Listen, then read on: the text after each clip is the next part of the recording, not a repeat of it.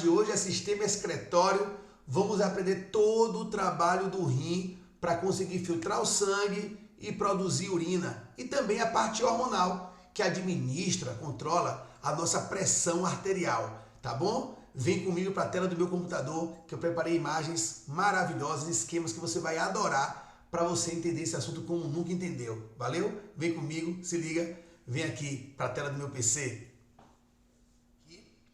A essa sequência de imagens, de slides, é que nós vamos, sem dúvida nenhuma, aprender sobre o sistema excretório e você vai ficar fera. Eu vou falar de sistema excretório urinário, tá? Que é o pau que quebra nos processos seletivos, vestibulares e Enem. Vamos nessa então? Aqui nessa foto você já está vendo aí rins cortados, né? Para você já dar uma olhada e saber que o rim é um órgão que tem basicamente duas partes principais, que é a medula e o córtex. Então o córtex, essa região mais externa, e a medula está aqui mais esbranquiçada, é a parte mais interna. Numa visão geral do sistema renal ou urinário, chame como quiser, nós vamos perceber que esse sistema é bem pequeno, tem poucos órgãos, agora isso não muda em nada, a grande importância que ele tem, tá bom? Então são dois rins, cada rim vai ter acima dele uma glândula suprarrenal. Você está vendo aqui vasos principais que se conectam com o sistema renal, a veia cava, tá? E a artéria renal. A artéria renal está aqui representada de vermelho. Esses dois rins que vão ter a responsabilidade de filtrar o sangue e produzir a urina. Essa urina vai descer então pelo ureter, se acumular na bexiga e sair na uretra. Nas mulheres a uretra tem unicamente a função urinária e nos homens a uretra tanto tem função urinária como também tem função reprodutiva, porque é também pela uretra que o homem libera o sêmen. Mas, recapitulando aqui, são órgãos pequenos, simples e importantíssimos. É um sistema que vai controlar a osmorregulação, né? Vai fazer, elaborar todos os processos para a osmorregulação do nosso corpo.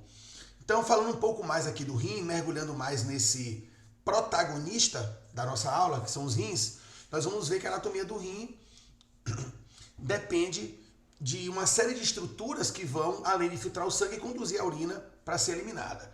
Então aqui, vamos começar pelo córtex renal. Toda essa faixa em vermelho aqui é o córtex renal, como você vê delimitado aqui de branquinho. E o rim, portanto, na parte da medula renal, parte mais interna, ela tem essas pirâmides, que nós chamamos de pirâmides de Malpighi. É nessas pirâmides aí que está toda a organização fisiológica para conseguir filtrar o sangue, tá? Os néfrons vão estar posicionados aí nessas pirâmides. E como você percebe, existe uma estrutura aqui anatômica fácil demais de entender. Ora, se a pirâmide de Malpighi está filtrando o sangue forma a urina, e a urina vai cair aqui no cálice, ó. Por isso o nome cálice, né? Fazendo referência a copo, ó, que recebe o líquido. E também devido à forma aqui dessa parte do rim. Então o cálice recebe a urina vai ser encaminhada para o bacinete, do bacinete essa urina vai então ser encaminhada para onde? Para o ureter. Tá vendo? É exatamente pela veia renal que o sangue vai sair do rim, já filtrado, claro. E é pela artéria renal que o sangue vai entrar para ser filtrado. Então o sangue vai entrar pela artéria renal, enfim, vai ser filtrado nas estruturas microscópicas lá a nível de pirâmide, a urina pronta vai sair pelo cálice, bacinete, ureter e vai para a bexiga. Esse aqui é o personagem, né, que vai dar conta de filtrar o nosso sangue, que é o néfron. Nós temos vários néfrons em cada rim. Essa imagem parece um pouco confusa, mas ela é que é a mais pertinente para poder representar de fato como que é um néfron. Então, como você vê aqui a arteríola, ó, porque ela vem da artéria, aqui tem uma cápsula glomerular. Perceba que o néfron é todo de amarelo, aqui de amarelo, ó, todo contorcido. Aí ele tem uma alça, é contorcido de novo e sai aqui no tubo coletor. Então são as partes primordiais do néfron. Para poder fazer uma alusão mais didática, eu coloquei aqui um desenho que eu fiz à mão, para você ver aqui. Vamos explorar de novo esse modelo de cá, que é o modelo, portanto, anatomicamente correto, e depois vem para o meu, que é didático.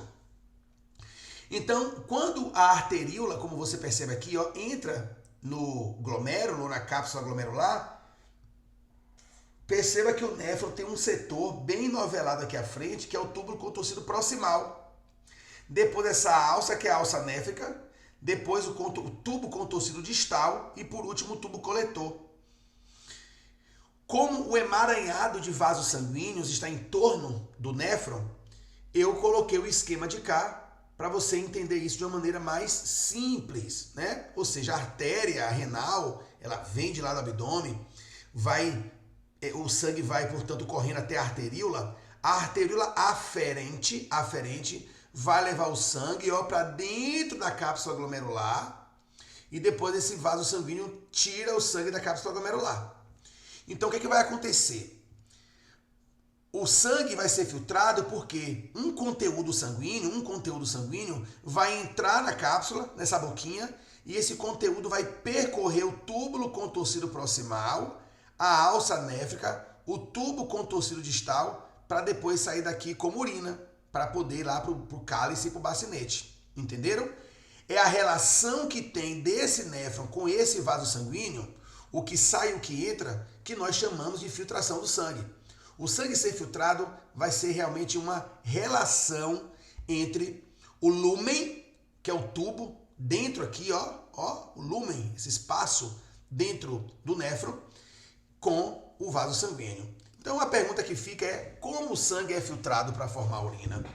Então nesse esquema aqui, didático, bem organizadinho, que eu desenhei para você, nós estamos vendo aqui de cinza o que representaria o néfron, com a cápsula glomerular, tubo contorcido proximal, alça néfrica ou alça de Henle, depende de como você aprendeu aí, tubo contorcido distal e tubo coletor. E o vaso sanguíneo no meu esqueminha bem didático. Então qual o lance?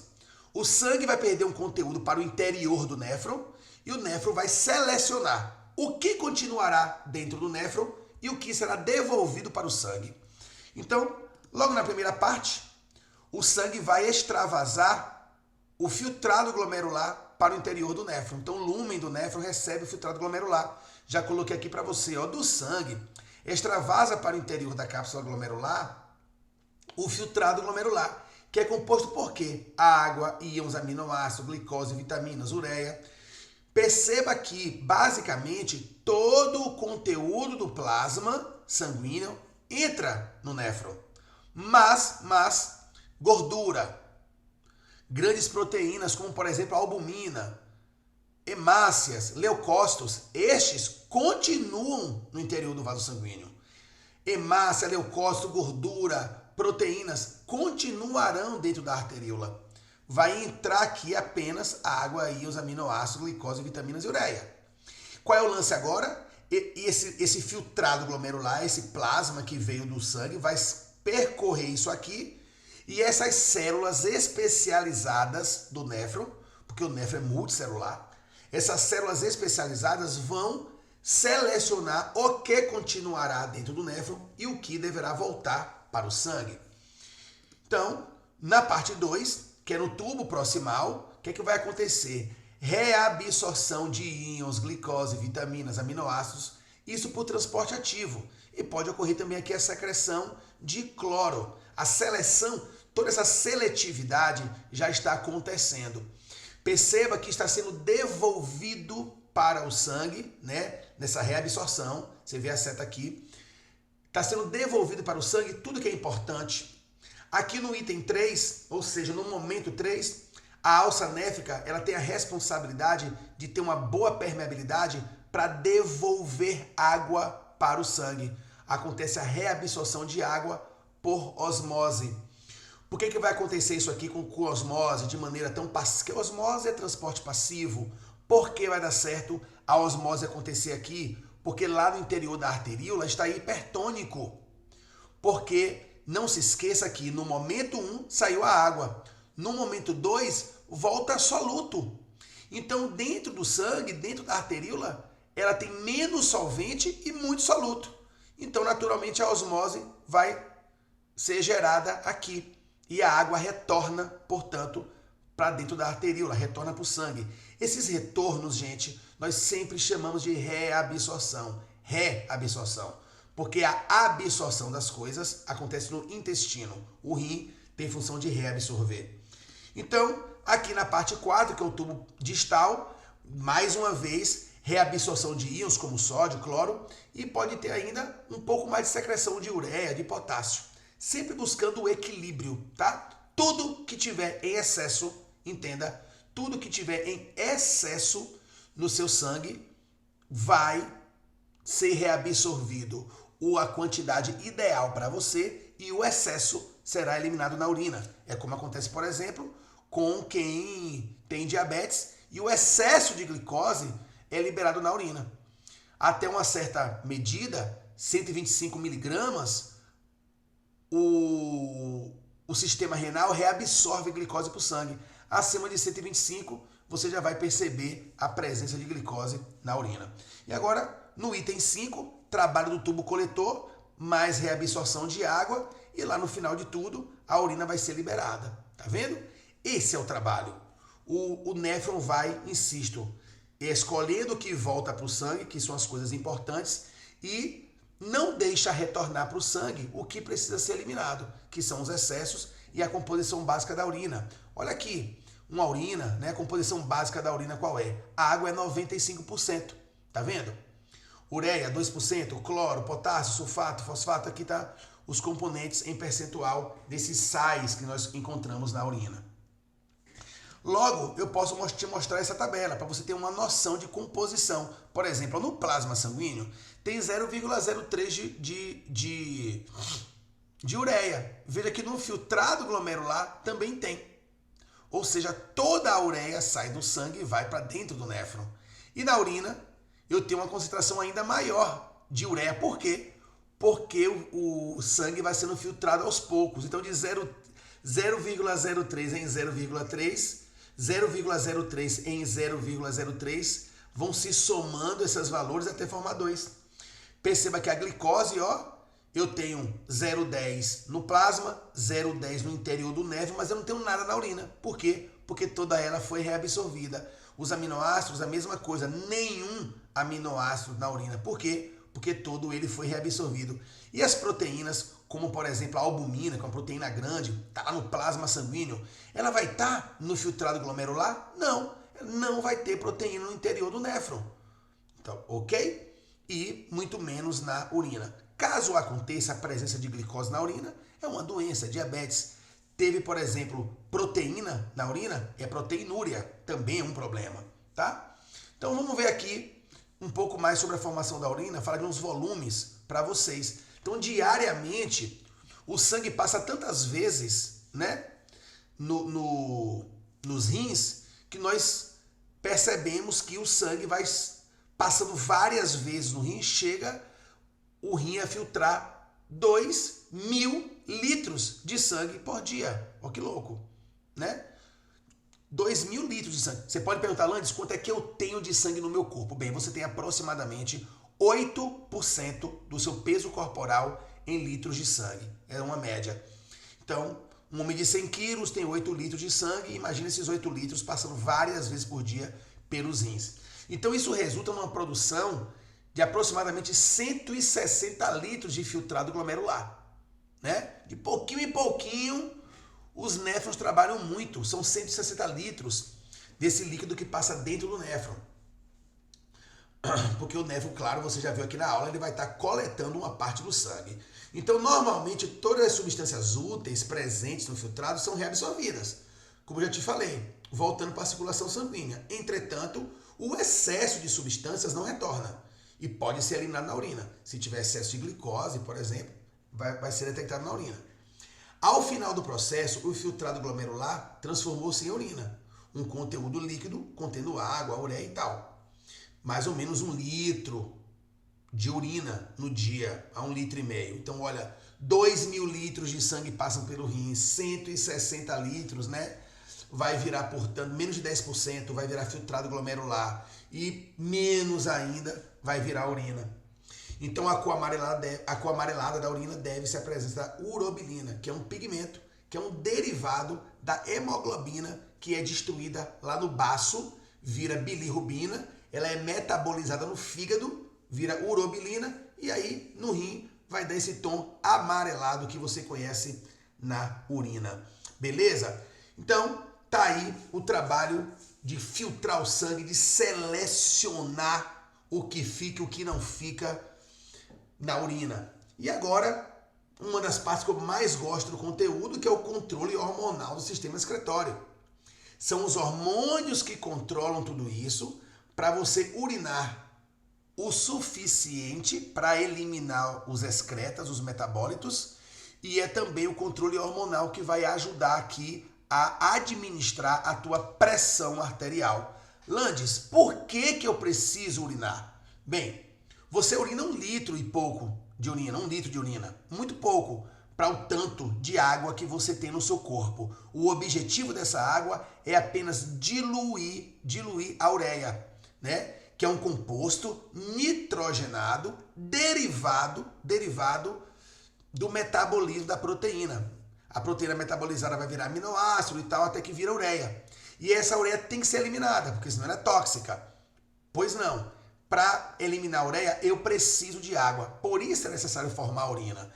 Então a urina tem que ser sempre bem controlada com esses hormônios para que a pessoa não urine demais e desidrate, ou urine de menos e tenha retenção. Vamos conhecer quem são os grandes personagens do controle hormonal do excretório? Primeira personagem vai ser a aldosterona. Ela é um hormônio, um mineralocorticoide, que é liberado, gente, pela suprarrenal, por essa glândulazinha que o rim tem acima dele. E essa glândula é uma glândula endócrina, ela libera a aldosterona da porção externa dela, que nós chamamos de córtex da medula suprarrenal ou adrenal, né? Então, a suprarrenal é essa glândula que vai liberar a aldosterona. Tem outro hormônio que é a angiotensina, que a gente vai ver que o trabalho dela ocorre dentro do vaso sanguíneo, veja.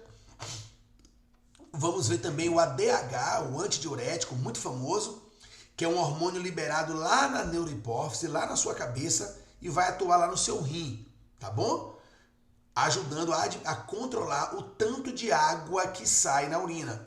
E tem um hormônio que nem sempre todos conhecem, que é o PNA, que é o peptídeo natriurético atrial, que, portanto, é liberado pelo átrio cardíaco e vai, digamos assim, colaborar com o controle da pressão arterial, evitando que a pressão suba demais.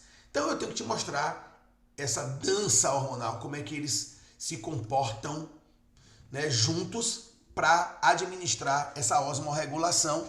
E aí, portanto, nós chamamos isso de sistema renina, angiotensina, aldosterona. São esses 3 hormônios que vão juntos atuar de maneira coordenada para administrar a tua pressão arterial. Bora ver como é que a coisa começa? Olha só, o fígado. Fígado agora, aula de rim, meu Deus, que confusão. Mas vamos devagar. O fígado é produtor de uma substância chamada angiotensinogênio. É uma substância proteica que está na sua condição inativa no seu plasma sanguíneo. Moral da história, o fígado produz angiotensinogênio e manda para o teu sangue.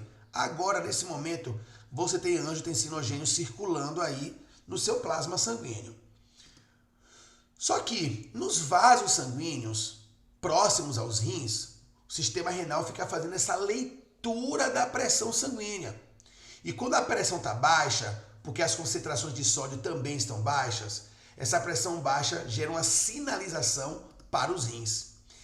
E aí o que o rim vai fazer? Ora, se a pressão está baixando, eu tenho que elevar a pressão. Faz sentido? A pressão está baixando, eu tenho que elevar. Então o rim libera a renina. O que a renina vai fazer? Ela vai converter o angiotensinogênio, que já está fluindo no teu sangue, em angiotensina 1, que é uma enzima, tá? O que essa angiotensina 1 agora vai fazer? Ela vai sofrer a ação da ECA, que é a enzima conversora de angiotensina. E olha que louco, quem está produzindo a ECA é o pulmão, porque o pulmão também está de olho na pressão sanguínea, como é que está passando por dentro dele. Essa ECA, essa enzima conversora de angiotensina, vai converter a angiotensina 1 no modelo de angiotensina 2. Então imagina que dentro do teu sangue, essas reninas e essas ECAs estão agindo, transformando uma coisa em outra. Daí a angiotensina 2, ela vai ter, portanto, duas funções, duas ações. Uma é agir sobre a suprarrenal, dando um sinal para a suprarrenal. E a outra ação da angiotensina 2 vai ser nas próprias paredes do teu vaso sanguíneo. Logo, quando a suprarrenal recebe a informação da angiotensina 2, aí libera a aldosterona lá do córtex. O que a aldosterona vai fazer, mamãe? Aumenta a reabsorção de sódio lá no tubo contorcido proximal. Olha que louco. E a parede do vaso sanguíneo, o endotélio, né? E os revestimentos musculares dos vasos sanguíneos, com a ação da angiotensina 2, vão sofrer vasoconstrição. Então, o calibre do vaso vai ficar menor. Entenda que isso é uma ação coordenada. As duas coisas estão acontecendo basicamente ao mesmo tempo. O rim reabsorvendo mais sódio e o vaso sanguíneo ficando menor, mais apertadinho. O que vai acontecer também de maneira coordenada com tudo isso? A tua neurohipófise vai liberar mais ADH. Olha que louco, lá na tua cabeça. E aí, o ADH vai atuar no teu rim, fazendo o quê? Aumentando a permeabilidade da alça néfrica. Moral da história. Esse kit aqui, ó, esse combo hormonal, fazendo o rim ter mais poder de reabsorção de água, aumentando a concentração de reabsorção de sódio com o intuito de aumentar a reabsorção de água. E a vasoconstrição vão dar num resultado só, que é o aumento da pressão sanguínea. Lógico, isso é óbvio, a pressão arterial vai subir, a pressão do sangue vai subir, porque vai ter mais volume de sangue, já que a água foi reabsorvida graças à aldosterona e ao ADH, com mais água, mais solvente, mais volume. Se eu tenho maior volume de líquido, eu tenho maior pressão. E ainda a vasoconstrição, que o vaso sanguíneo ficou mais apertadinho. Aí a pressão sobe. Pronto, equilibrou a pressão. Agora, se a pressão subir demais, né? Quando ela vai subindo, subindo, subindo, tem que ter o contraponto. Quem vai estar percebendo isso é o coração. Porque o átrio direito, lá em cima, está recebendo o sangue pela veia cava. Se a pressão desse sangue está relativamente maior, o coração fala: epa, galera, ó, rim, lá embaixo, segura a onda um pouco aí que a pressão está alta aqui em cima. O que é que o coração vai fazer? Ele vai liberar um hormônio, que é um peptídeo, uma proteína, o PNA, o peptídeo natriurético atrial, e esse PNA vai inibir exatamente a liberação de aldosterona. Ora, se o coração dá um freio na aldosterona, a aldosterona para de funcionar, a vasoconstrição também vai deixar de acontecer, o ADH, como você viu aqui agora, ó, vai ser liberado em menor quantidade, menor reabsorção de água. Se menos água é reabsorvida, o que acontece com a pressão? A pressão abaixa um pouco. Quando a pressão abaixa, ó, sinaliza para cá e tudo volta a acontecer no início, como eu te ensinei. Então é um sistema que está balanceando os recursos hídricos do seu corpo. Entende? Quando a pressão abaixa, dá um jeito de subir. Quando a pressão sobe, dá um jeito de abaixar. E é por esse e devido a esse equilíbrio que a tua pressão arterial está lá sempre de boa, em equilíbrio. Uma descompensação, algum problema hormonal neste controle pode sim fazer uma pessoa se tornar hipertensa, né? O hipertenso. Então, vamos ver aqui um esqueminha agora, já mais resumidinho, do jeitinho que cai na prova, não é assim? Naquelas questões lá e tal da prova. Olha aqui, ó. Bora começar aqui embaixo? Comigo aqui, ó. Quando a pressão arterial baixa, o rim vai ficar sabendo, né? Como você já viu ali, devido à concentração baixa de sódio no meio intercelular. Mas enfim, o rim então libera a renina. Angiotensinogênio vira angiotensina 1, vem a ECA, transforma em angiotensina 2. A 2 vai ativar o quê? A suprarrenal, ela libera o quê? A aldosterona. O que a aldosterona vai fazer? Aumentar a reabsorção de sódio. Se aumenta a reabsorção de sódio, aumenta a reabsorção de água. Isso provoca o quê? O aumento da pressão arterial. E a angiotensina 2, além de acionar a aldosterona, ela pode fazer o quê? Vasoconstrição, também gerando aumento da pressão arterial. Quando a pressão está alta, vai acontecer o quê no ato do sangue? Secreção de FNA ou PNA, porque fator, certo, gente? E proteína é a mesma coisa em biologia, valeu? Então, PNA ou FNA vai provocar vasodilatação da arteríola, aumenta a filtração glomerular, aumenta o volume da urina e perda de água, diminui a pressão arterial, porque é uma ação aqui combatente ao que a aldosterona faz, entendeu? Então, o ADH, ele é um hormônio que às vezes alguns alunos confundem, porque ele tem uma ação inversamente proporcional ao volume de urina. Então, veja só, ó, toda vez que o volume urinário está alto, que a pessoa está urinando muito, é porque o ADH está baixo. É o que acontece, por exemplo, com a ingestão da bebida alcoólica. O cara ingere bebida alcoólica, suprime a liberação de ADH. O que vai acontecer? Faz muito xixi. Por isso que o beberrão vai sempre ao banheiro. Desidrata, no dia seguinte tem ressaca. Simples assim. Se você observar essa outra ponta do gráfico, você vai ver que quando a concentração de ADH está alta, você vai urinar menos. É o que acontece, por exemplo, quando você fica muito tempo com sede, ou então aquela coisa, né, que a gente sempre fala, para dar um exemplo, do cara no deserto, muito tempo sem beber água. Tá sem beber água? Tá na seca? Ó, a ADH vai aumentar a sua quantidade para você urinar menos, para conseguir conter água dentro do seu organismo e você não desidratar. Então eu coloquei isso aqui pra gente, ó, tá com sede? Se você está com sede, o teu ADH está aumentando a concentração. Logicamente, tua urina vai ser o quê? Mais concentrada. O que é uma urina mais concentrada? É uma urina com menor volume, certo? Você vai urinar menos e também maior concentração. Porque você sabe que concentração é solvente por soluto, né?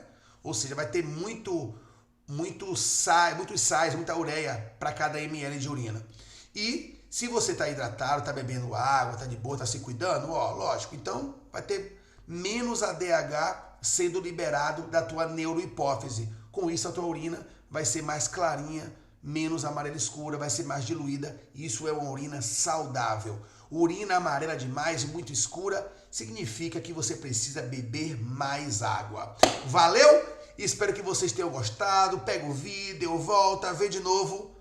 Quantas vezes for necessário, dá pausa e anota, porque essa aula é massa, é um assunto maravilhoso. E saber do nosso corpo sempre é show de bola, não é verdade? Valeu, tô contigo, até a próxima aula.